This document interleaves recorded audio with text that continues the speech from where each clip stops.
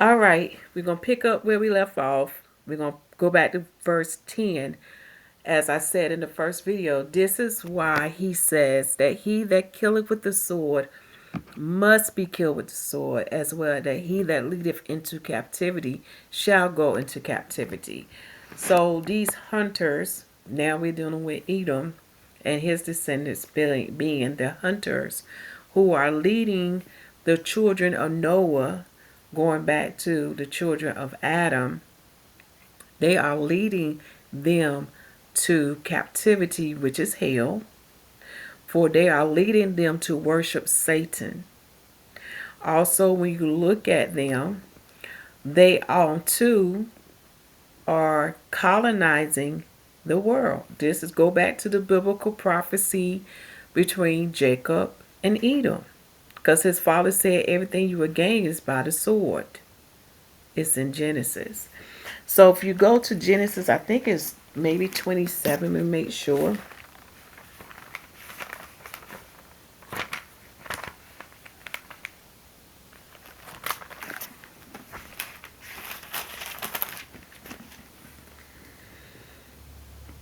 Yeah, Genesis chapter 27. I want you to read that whole chapter when you have time.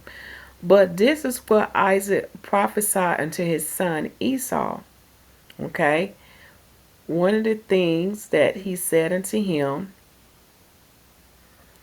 and Isaac his father answered and said unto him, Behold, thy dwelling shall be the fatness of the earth, and of the dew of heaven from above. And by the sword, underline that, y'all, and by thy sword shalt thou live, and shalt serve thy brother. And it shall come to pass when thou shalt have the dominion. Do y'all understand that, y'all? Rulership, dominion. That thou shalt break his yoke from off thou neck. So, the Bible has been giving us clues, y'all, to understand the book of Revelations. And this will put the naysayer to shame.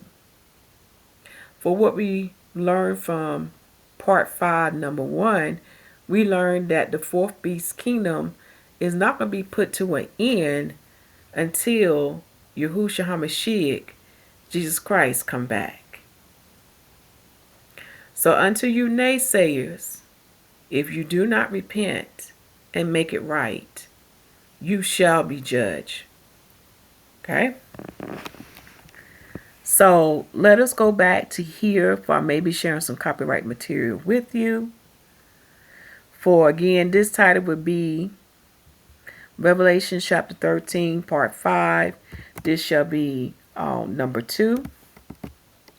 Okay? The 7 heads of the first beast and the second beast. All right? So before I proceed to the second beast, I need to give y'all these scriptures. This is very important. When I was teaching y'all about a hunter. Okay? To understand this, let us first go back to Genesis chapter 10. Genesis chapter 10. Looking at Nimrod.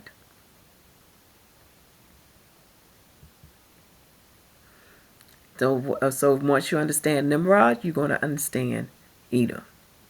Okay?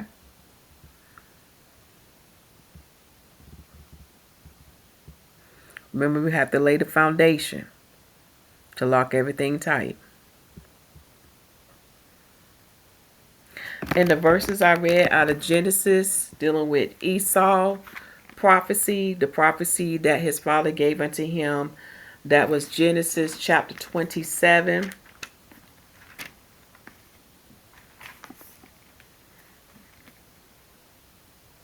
Genesis chapter 27. And I read verses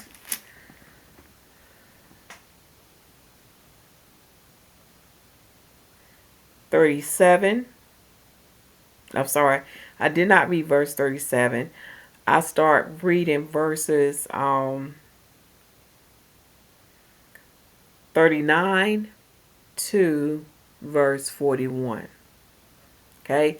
But I want you to read that whole chapter, because if you understand the biblical prophecy between Jacob and Esau, you're going to begin to understand everything else.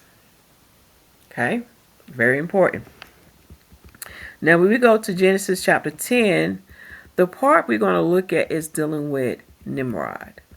For when you read the lost books of the Bible, the books that was taken out, you will learn that Nimrod too worshiped Satan. Okay? It says in Genesis chapter 10, the generation of Noah, the sons of Japheth, the sons of Ham, Nimrod, the first monarch, it means the first ruler, the king, or the king of kings, and the Lord of lords in the earth. And then verse 21, the sons of Shem. Okay, so let us head down to verse 8. All right, verse 8 says this: and Cush begat Nimrod. So we know Cush is the son of Ham. All right, Cush is the son of Ham. All right, and how I can prove this, you read verse 6. For the sons of Ham are Cush, Mizraim, which is Egypt, okay, and Put, and Canaan, okay. Put, P-H-U-T. All right, this is very important for you to know these things.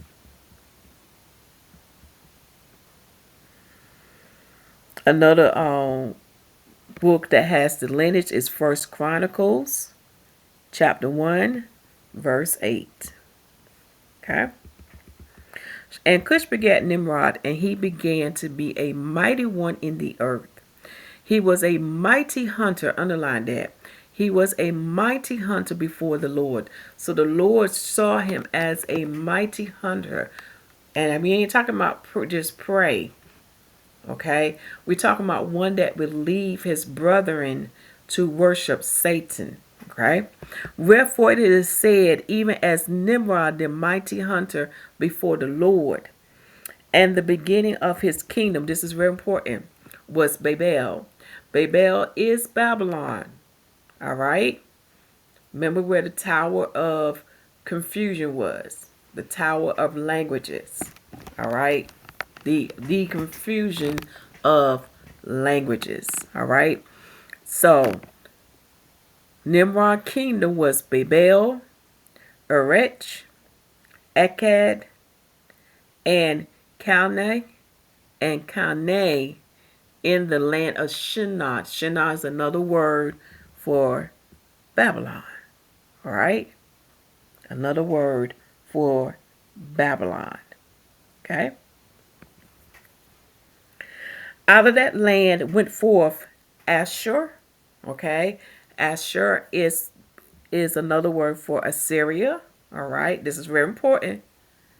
So Nimrod not only ruled Babylon in the land of Shinar, but he also ruled what? Assyria. Okay? So he went out of that land. He went out of the land of Shinar, and he went into the land of Assyria, or the land of Ashur. Okay? And built Nineveh. So the one who created Nineveh was Nimrod. Very important. And the city of Rehoboth and Calah and Rinsin between Nineveh and Calah. Okay? The same is a great city. All right? So he built a great city. All right? Which is Nineveh. Because when you read about the prophet Jonah, who was sent to warn Nineveh about their destruction, you will learn that it took him, I think, at least 2 or 3 days to get through that whole city. So yeah, it's a great city now. Okay? So this is what you want to highlight. Now we're going to the work of Josephus, and we're going to lay more of the foundation down dealing with Nimrod. Okay? Before we get into the second beast. And you're going to see why this is all important when we go back to the notes and look at the 7 heads. So I'm in the work of Josephus. I'm in Antiquities chapter 1. Antiquities chapter 1. And we're going to go to book. Not. I'm sorry. We're going to go to.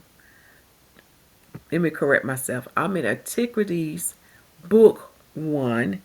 And we're going to go to chapter 4 to chapter 5. So I am going to blow this up so y'all can see it.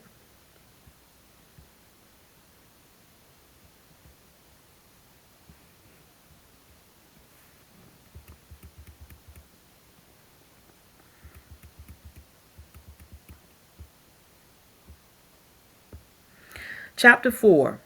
Concerning the Tower of Babylon and the confusion of tongues. Now the sons of Noah were 3, Shem, Japheth, and Ham, born 100 years before the deluge. I hope I pronounced that correctly. Deluge. These first of all descended from the mountains into the plains, and fixed their habitation there, and persuaded others who were greatly afraid of the lower grounds on account of the flood, and so were very loath to come down from the higher places. So now you begin to understand why a lot of them live on the higher places. They feared the flood. To venture to follow their examples. Now the plain in which they first dwelt was called Shinar. Shinar. What we learned about Genesis 10. Shinar is the land or country where Babylon is. Yahuwah also commanded them to send colonies abroad for the thorough peopling or for the thorough peopling of the earth, that they might not raise seditions among themselves, but might cultivate a great part of the earth and enjoy its fruits after a plentiful manner. But they were so ill instructed that they did not obey Yahuwah. So they weren't giving righteous instruction, y'all. So they end up disobeying the Father. For which reason they fell into calamities and were made sensible by experience, or what sin they had been guilty. For when they flourished with a numerous youth, Yahuwah admonished them again to send out colonies. But they imagined the prosperity they enjoyed was not derived from the favor of Yahuwah, but supposing that their own power was the proper cause of the plentiful condition they were in, did not obey him. Do y'all hear that? I can tell you, these disobedient. Nay, they added to their disobedience to the divine will the suspicion that they were therefore ordered to send out separate colonies, that being divided asunder, they might the more easily be oppressed. Wow. Let us keep reading, y'all. Section 2. Now it was Nimrod who incited them to such an affront and contempt of God. So you see here, the ill instruction came from Nimrod. So Nimrod led them to disobey the Most High. He was the grandson of Ham, the son of Noah, a bold man and of great strength of hand. He persuaded them not to ascribe it to God. Do y'all hear that? He was the one who persuaded them. That's like what? The Antichrist, anti-covenant, anti-Torah, anti-word. Do y'all see this? As if it was though his means they were happy, but to believe that it was their own courage which procured that happiness. He also gradually changed the government into tyranny. Sound familiar, right? What's going on with 45, 47? Okay. So Nimrod is the example of that, changing the government into tyranny. All right. To be a tyrant. seeing no other way of turning men from the fear of God. So he was the one that got man, Adam, the children of Noah, to turn their fear. In other words, they stopped fearing the Most High, but to bring them into a constant dependence on his power. So he wanted them to depend on him. He also said he would be revenge on God if he should have a mind to drown the world again. Now, this is what came out of his mouth. Nimrod said that he would be revenge on God if he should have a mind to drown the world again, for that he would build a tower too high for the waters to be able to reach, and that he would avenge himself on God for destroying their forefathers. Do y'all see that? So it all came from Nimrod, the wicked one. Now you see why the father had to break that up. Okay.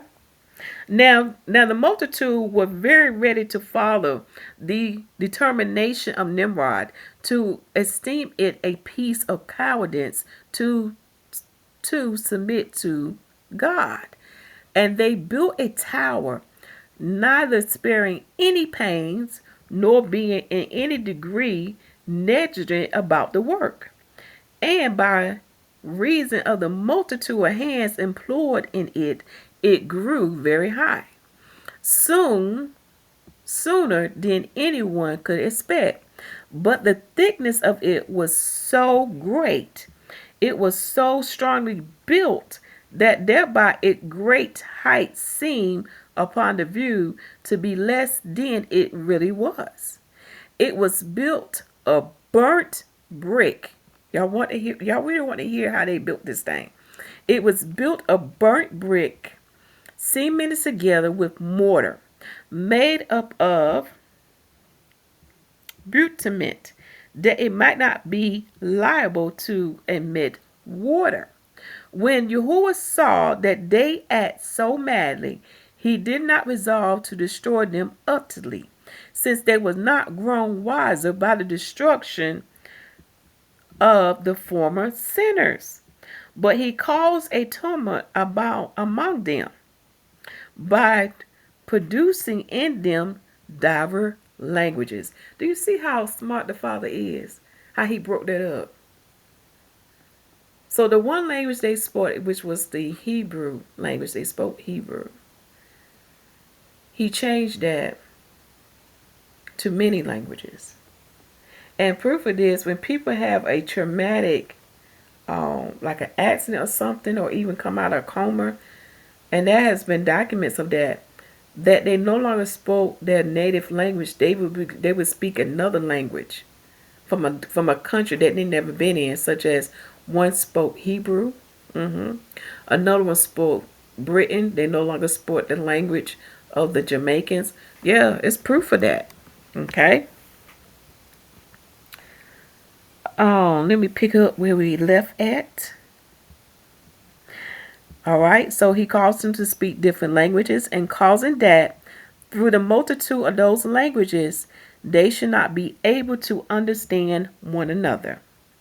The place wherein they built the tower is now called Babylon, because of the confusion of that language which they readily understood before.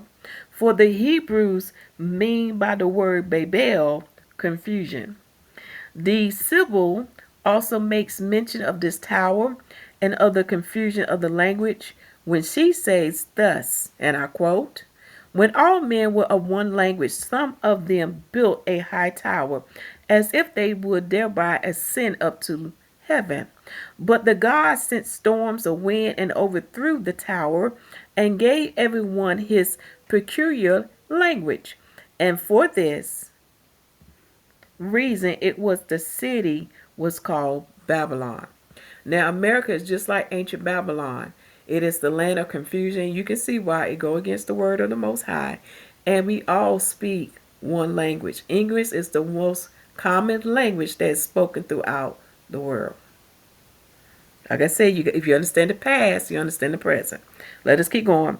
But as to the plain of Shinar in the country of the Babylonians, Hestiaeus mentions it when he says thus, and I quote, such of the priests as were saved took the sacred vessels of Jupiter, Ennaeus, and came to Shinar of Babylonia. Jupiter is another word for Satan, y'all. Jupiter going hand with Zeus. Okay? So the Romans called Satan Jupiter, and the Greeks called Satan Zeus. All right? So take this time to pause your screen.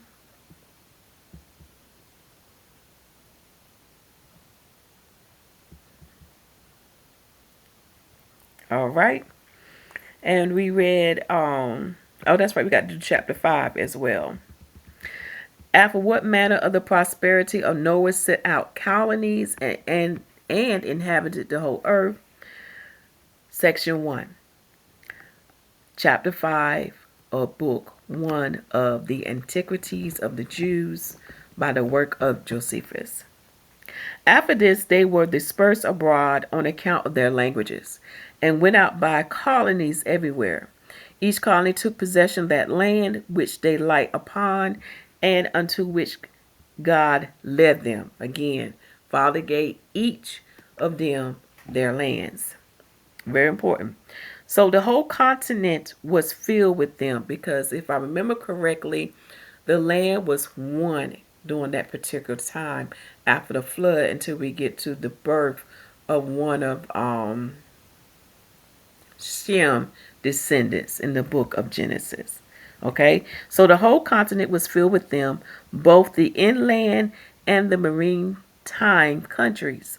There were some also who passed over the sea in ships and inhabit the islands, and some of those nations do still remain.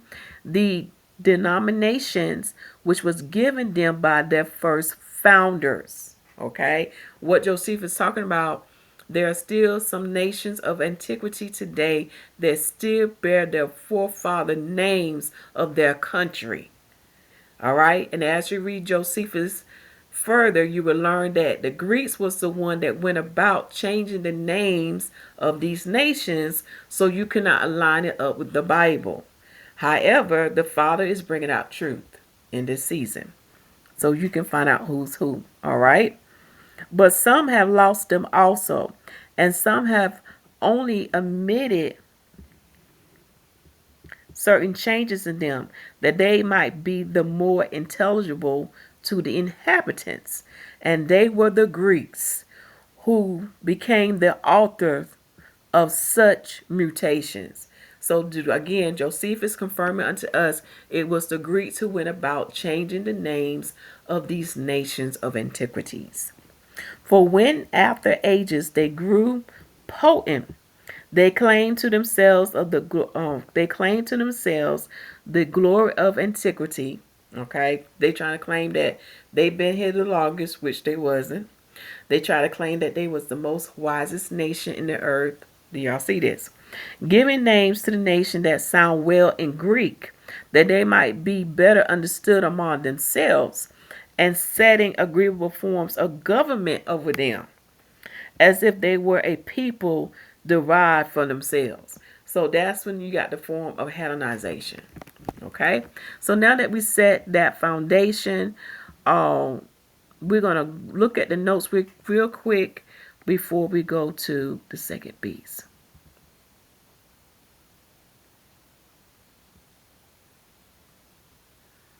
Let's see where my notes at. Here we go.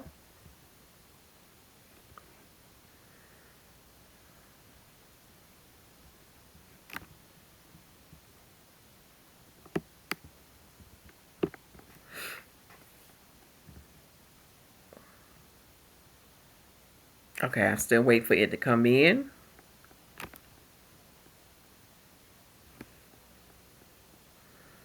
Still waiting for it to come in.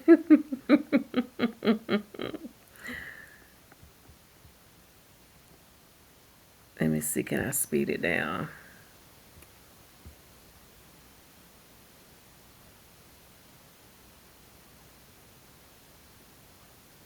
So we learned that it was Nimrod who caused the children of Noah to disobey the Most High.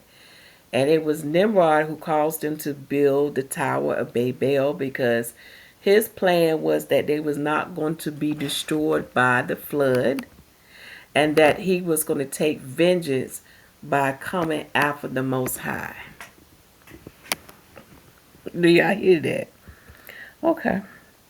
Like I said, the Father's always one step ahead of man. All right. So last time that when we met, we talked about what the seven heads are, what they represent. They represent Satan's kingdoms in the earth. And you notice how Satan copied the Father. Just as the Father has what? Seven. Seven is a sanctified number. It is a set apart number. It is a holy number. And it's a number that represents to be cleansed, to rest, to be upright in the Father's eyesight, etc. So you know Satan's going to copy too. So when we look at these seven heads that Daniel prophesies, as well as what the Apostle John has written, and even Ezra is given the part that Daniel wasn't given. When we look at the seven heads, we see that the first head is Egypt, the second head is Assyria, third head is Babylon, the fourth are the Persian Medes, the Greeks are the fifth, and the sixth head is Rome, and we already learned that Rome is the wounded head, okay? We also learned that Rome had two end dates, because we learned that the western part of Rome ended in 476 AD, okay? That's your Byzantine Empire. And then we learned, I'm sorry, I have that not correct. The west part of Rome ended in 476 AD or CE. And the eastern part of Rome, which is your Byzantine Empire, that's where Constantine come into play, ended in 1453 AD. Okay?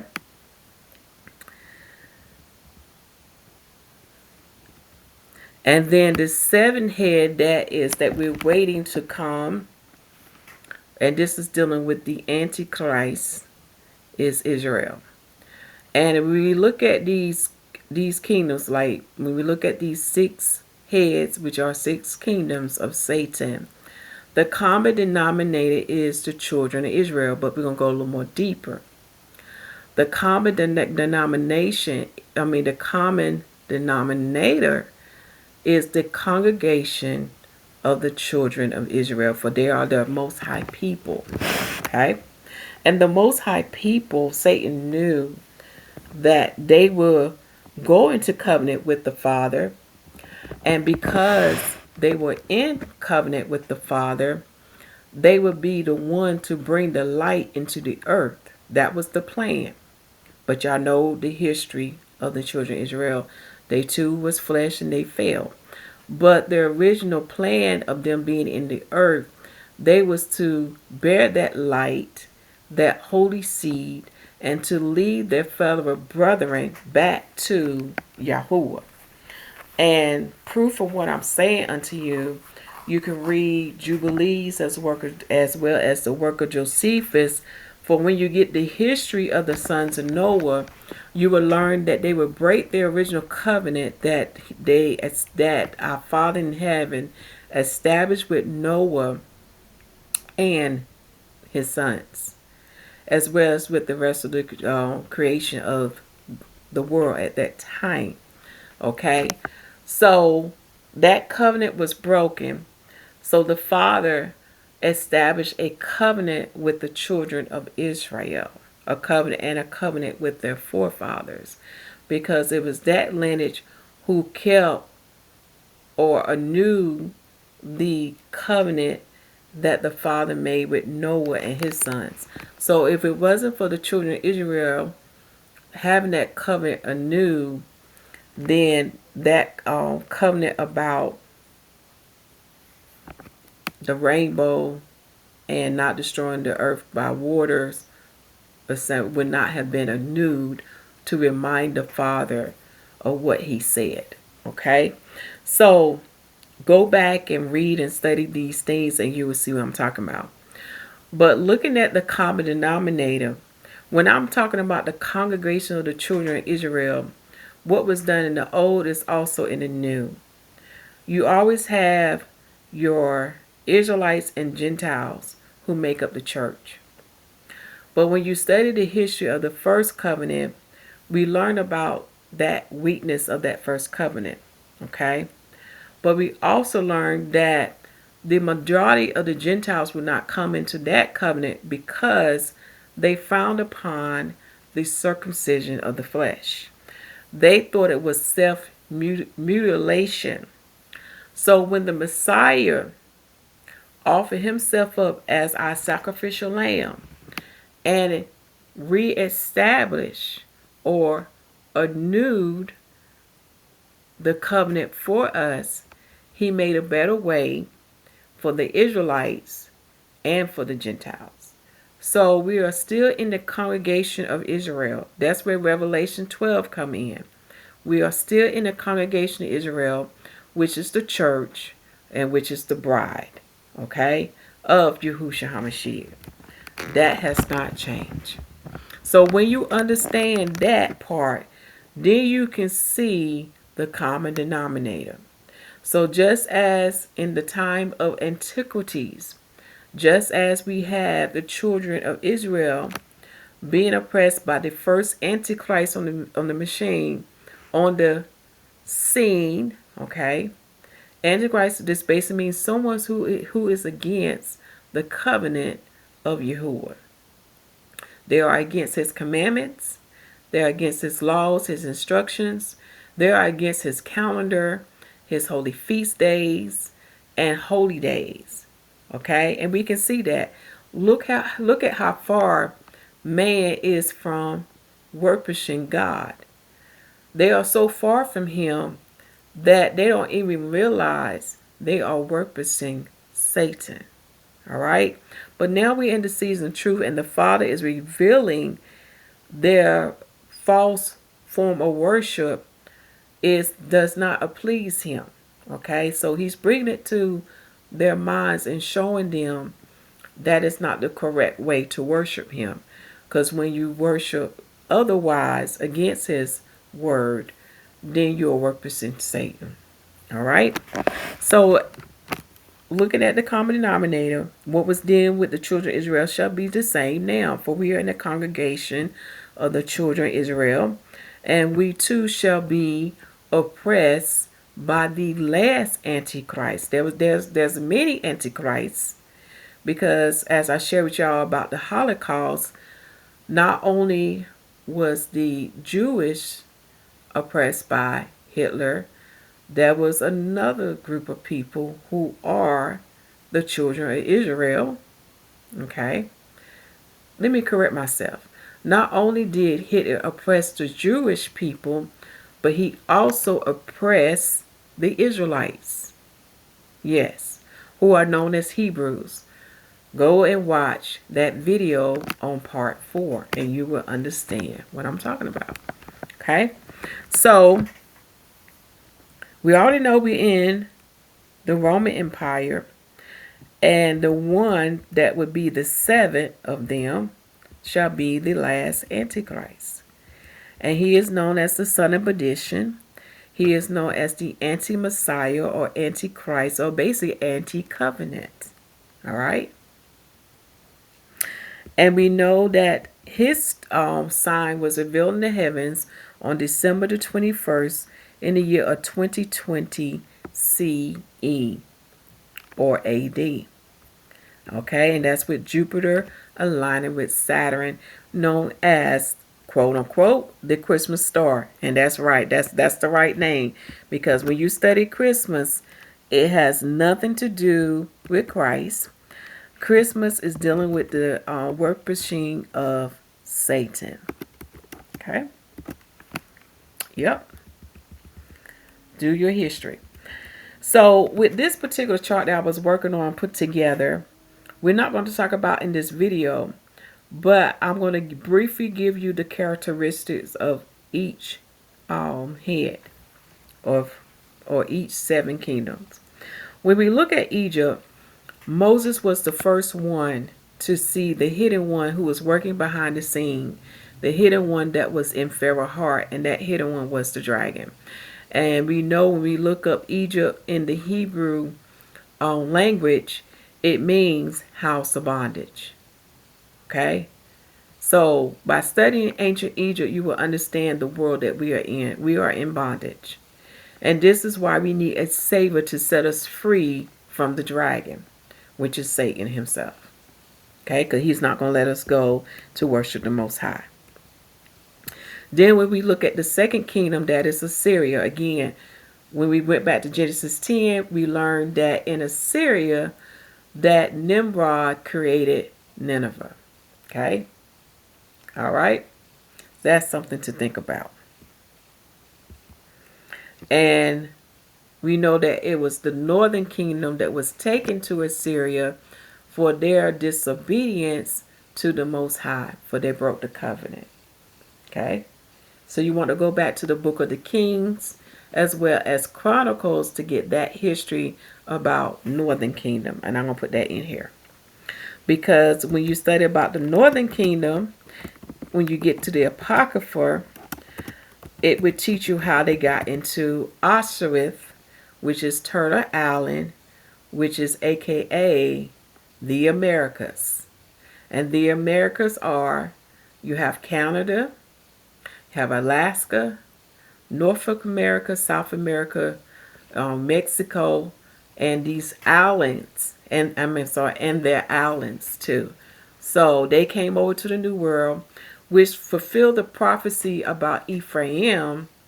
When you read, I think Deuteronomy, it's either the 31st, 32nd chapter, how Ephraim will push them to the New World. I'm trying to remember the exact language. We'll push them to the end of the world. And that end of the world is dealing with the new world. Okay? Very important to, like I said, you got to go back to Torah because it's a lot of prophecies in there that many do not understand. Okay? But it's in the Bible. So I'm going to turn to my book of Deuteronomy to give you that chapter to read in your spare time.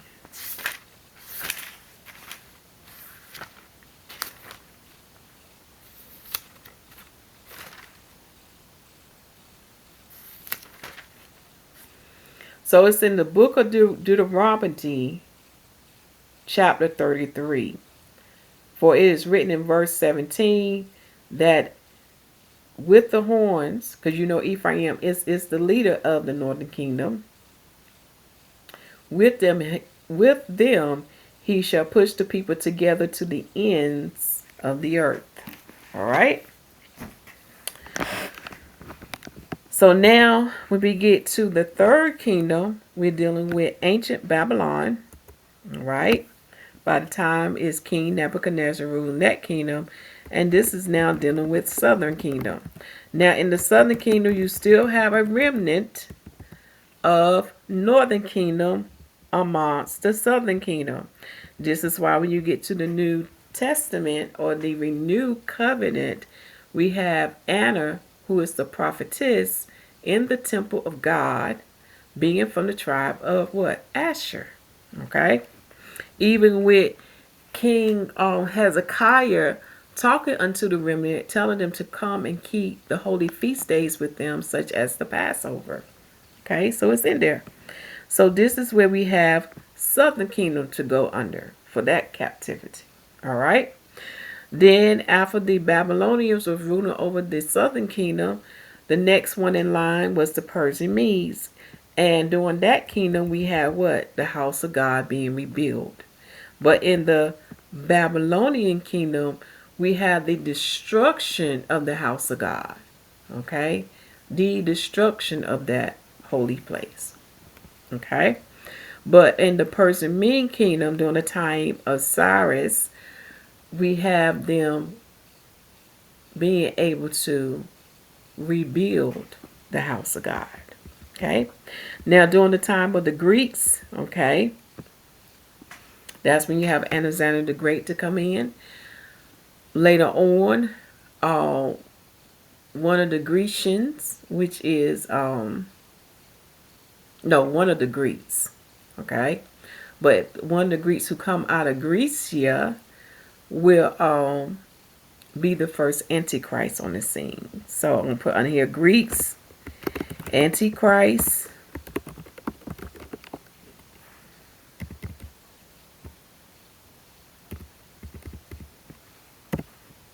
So we have the first Antichrist, and this is where you have Hellenization.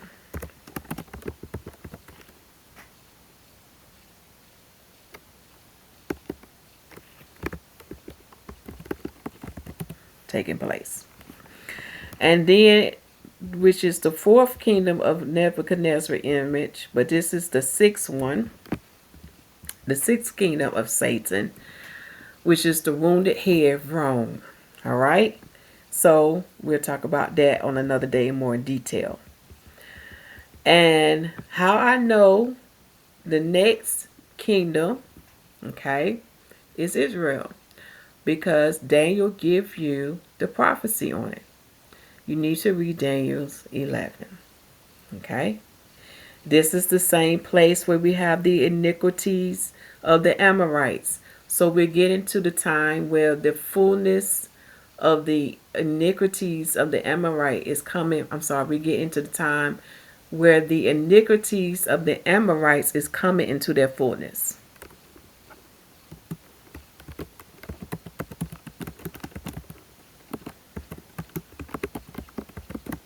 Very important. Okay. It is also dealing with the prophetic word. Again, check the video description box for Yahuwah prophetic word. For it has been revealed that the sons of Jasper has been dwelling in the tents of Shem. So they too has been living in the land of Israel. Very important. Along with the Amorites, along with the children of Edom. Like I said, it's a lot to this, y'all. A lot to this. Also, Israel, the land of Israel, is known as the I'm trying to get there, y'all. Known as the spiritual capital of the world, because you have the three main religions. These three main religions are the majority of the religions in the earth, which is Judaism. Judaism, remember, follow the Talmud. That's of Satan. Christianity that I'm talking about is dealing with the Roman Catholics. They have perverted the faith. And then the third one is Islam. Islam is perverted because they do not believe that the Son of God is Yahusha HaMashiach. They only believe that Yahusha HaMashiach, Jesus Christ, is only a prophet. Okay? Again, if you denounce what the Bible is saying, then you have the Antichrist spirit in you. Okay? Also, going back to Christianity, I know most of y'all are saying, but when you look at the branches, your roots still stem from the Roman Catholic Church. Believe it or not, you probably still carry on some of their ways or traditions or customs. So, check it out. If you're keeping Christmas, Easter, Lit, all of those different festivals of the Romans, you are still worshiping Satan and not worshiping the Father in heaven. Okay? So now I'm going to get to this next photo here. This is a photo that I took out of my Wycliffe Bible Dictionary. Right here, it was on page 905. And what I see in this picture here,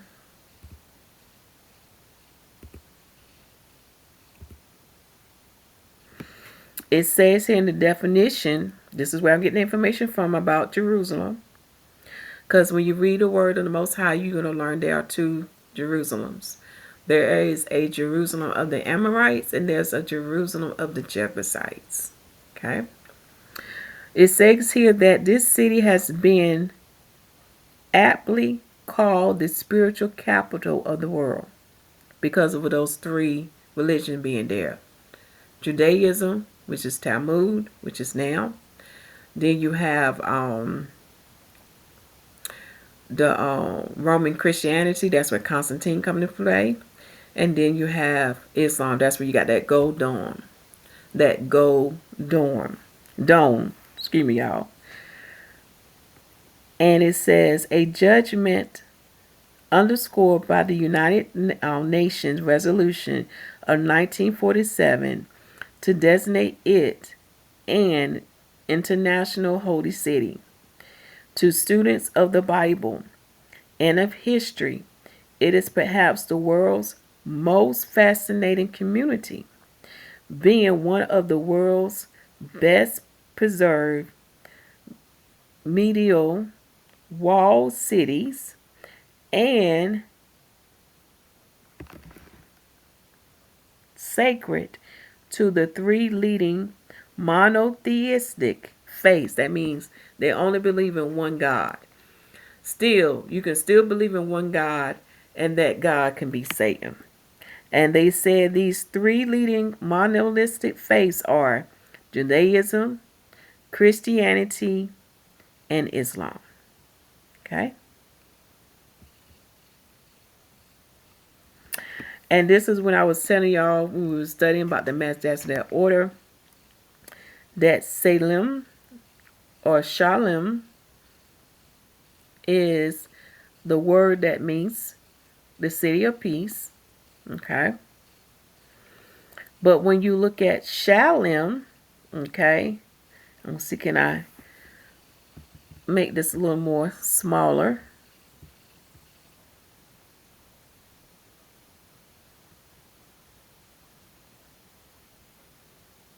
So I can bring this up.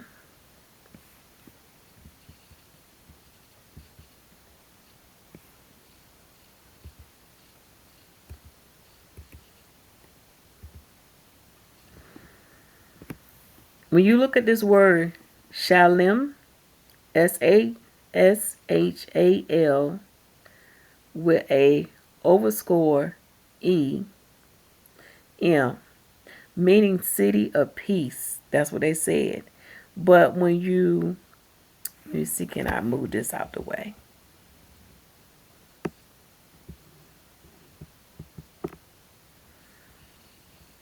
But when you read further down,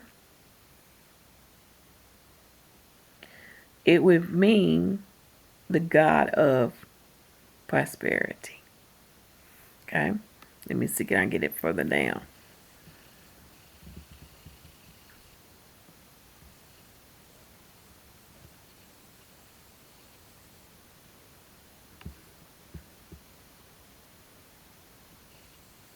Right here. Modern scholars take these to mean founded by the God of Shalem, Shalem, a god of the Amorites, meaning prosperer. So you can find this in Ezekiel chapter 16, verse 2. Its ancient biblical name appears to have been Salem, Salem. Genesis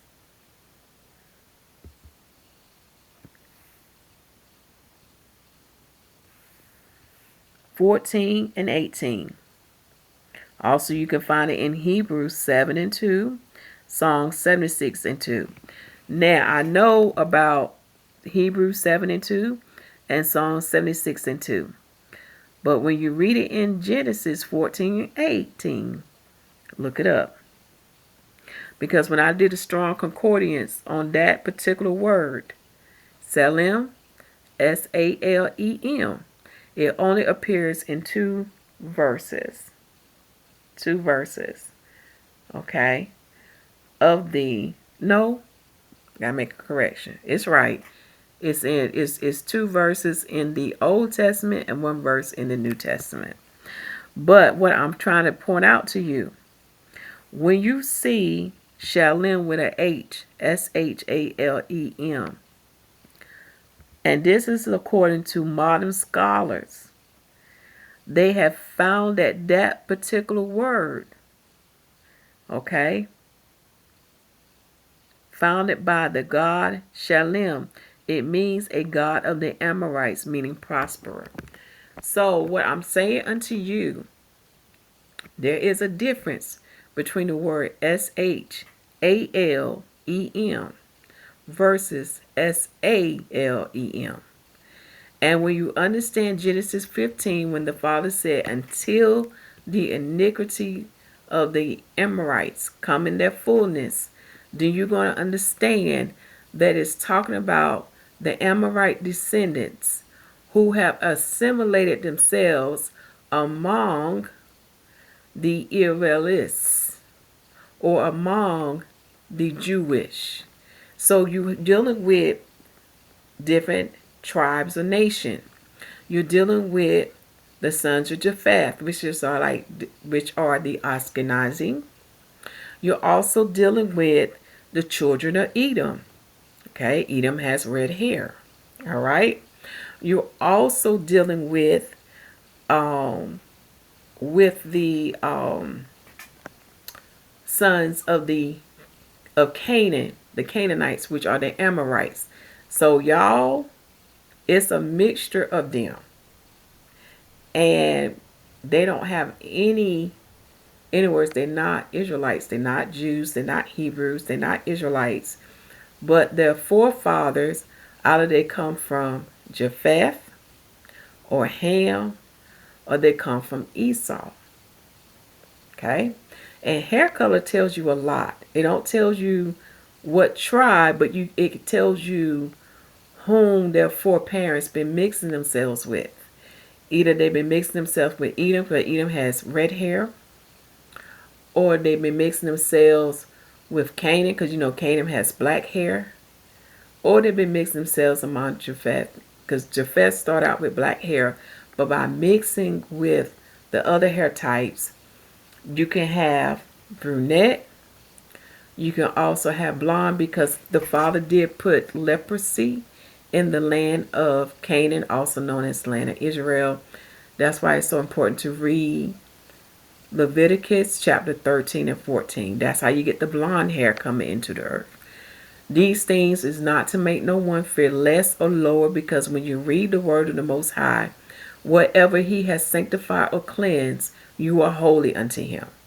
So please do not trip up on these attributes that I'm sharing with y'all. But I'm trying to give you understanding. There are a mixture of people in the land of Israel who have moved themselves into that land, who are not a Hebrew, or they are not of the children of Israel. Okay? Very important. So now we're going to go back to Revelation 13 to get into the second beast.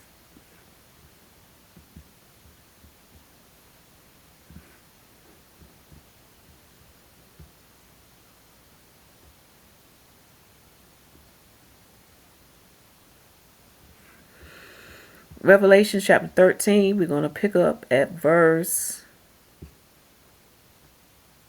11. And I beheld another beast coming up out of the earth, and he have two horns like a lamb, and he spake as a dragon. So it's very important that we write these characteristics down. When we look at this verse, when it said come out of earth, it's letting me know there's another government coming. Still the same beast. In other words, it's still a part of the fourth beast kingdom. but there's going to be a change in the government or how things are being governed now. All right.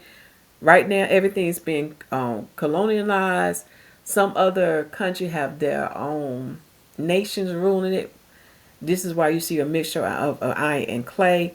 But what I'm saying to y'all, there will be a change of government.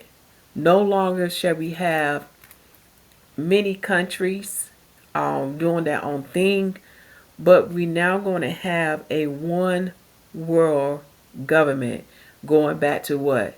The days of Nimrod. One. One ruler. One monarch. Monarch. Okay? So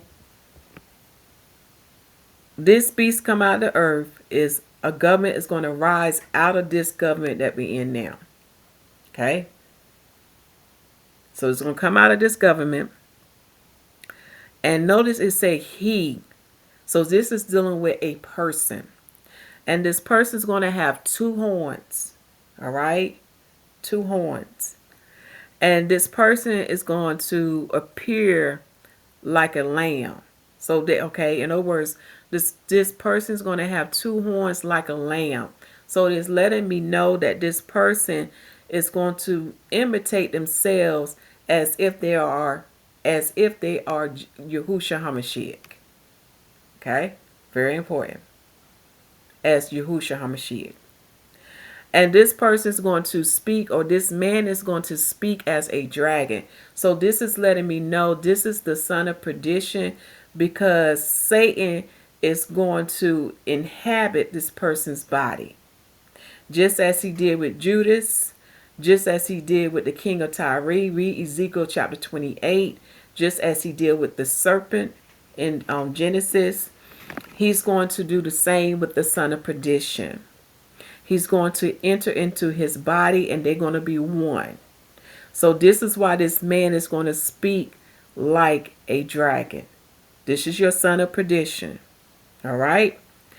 And verse 12. And he exercised all the power of the first beast before him.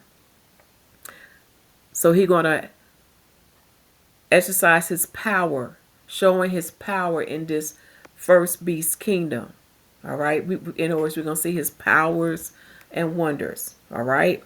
And causes the earth and them that which dwell therein to worship the first beast, whose deadly wound was healed. So that's what I'm saying. He's going to come out of the first beast. And to have two horns upon his head is letting me know that he's going to be a king, a ruler, a monarch. Okay. And going back to the young man testimony that I shared with y'all, I'm understanding why he's saying that, what those two horns represent. For we learned from the past that he's saying one horn represent America and one horn represent Israel. Could be. Because we're seeing how it's tying in. Because we know that America serves Israel. And we know that Israel rules America. Because we see how the Jewish owns Hollywood, the music industry, the sports industry, the news media industry, and how they own this lobbyist group, and how they convince many of the senators, no, how they convince many of the politicians to rule in their favor. So now you begin to understand why Israel gets so much help from America. Okay?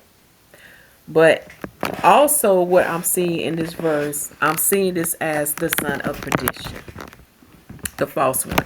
So the son of perdition, he's going to have powers. And it makes sense because Satan's going to be inhabiting him. So he's going to exercise the powers of darkness. And he's going to cause the whole earth, that means the people here in the earth, to worship the first beast. That first beast is what we learn from verses 1 through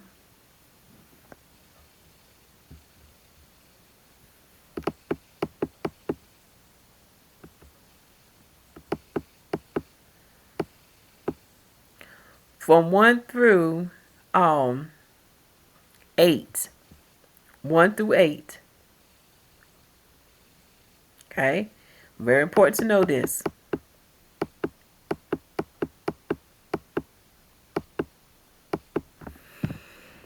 And you definitely want to write this down in your notes. All right?